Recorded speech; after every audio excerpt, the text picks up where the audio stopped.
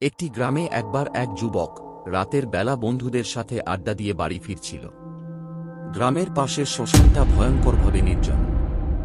সবাই বলতো সেখানে রাতের বেলা অদ্ভুত ছায়ামূর্তি দেখা যায়। রাহুল, সাহসী ছেলেটা, এসব কথায় বিশ্বাস করত না। সেদিন গভীর রাত। শ্মশানের পাশ দিয়ে হাঁটার সময় হঠাৎ ঠান্ডা বাতাস বয়ে গেল। সে লক্ষ্য করল দূরে একটা ছায়া নড়ছে। রাহুল সাহস নিয়ে এগিয়ে গেল। ছায়াটা একটা গাছের তলায় দাঁড়িয়ে আছে। কাছাকাছি যেতেই সে দেখল ছায়ামূর্তিটার মুখ নেই। হঠাৎ ছায়াটা তার দিকে এগিয়ে এলো। রাহুল ভয়ে পেছাতে গিয়ে পড়ে গেল।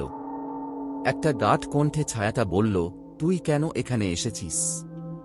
রাহুল দৌড়ে পালিয়ে বাড়ি ফিরল।